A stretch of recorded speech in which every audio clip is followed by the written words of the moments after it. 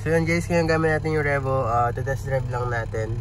So yun guys, ito yung pinalagay ni Daddy. And then, test drive na natin. Pinainit ko na yung saglit, cold start syempre. Drive na natin to guys.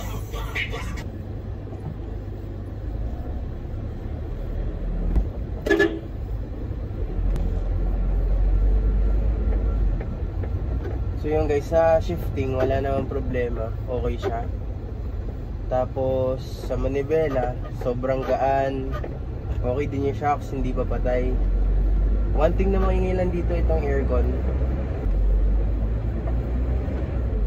Pumapalo pag pag nag-shift, ramdam na ramdam. Which is a good sign na hindi siya delay. Kung yung papagawa natin dito is yung floater. Pero may dadaanan muna tayong tropa. Dito tayo ngayon sa Novaliches guys. Ito yung project namin na Revo. Pinapapalit na namin yung mga brake pads. Pati fuel float ba yun? Pinapayos na namin.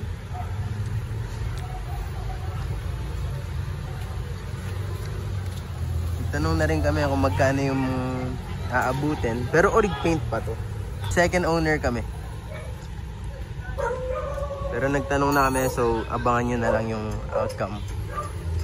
Yung project car namin dito. Alright.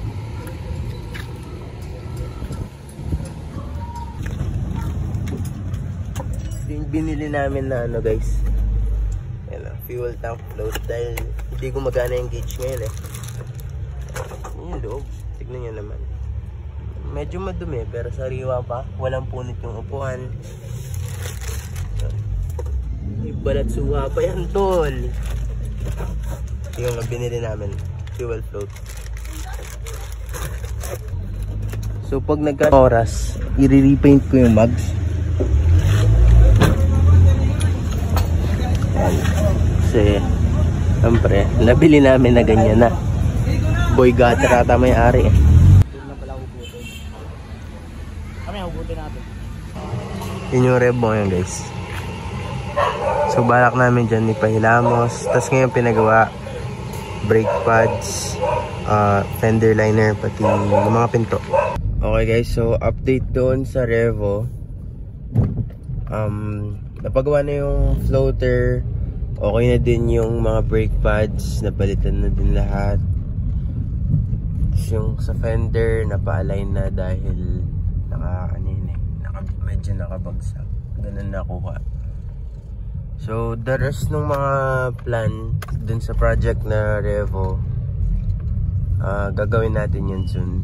Kaso ngayon, uwi tayong Pampanga dahil may pasok tayo ng 12. So, and see you on the next video na lang guys.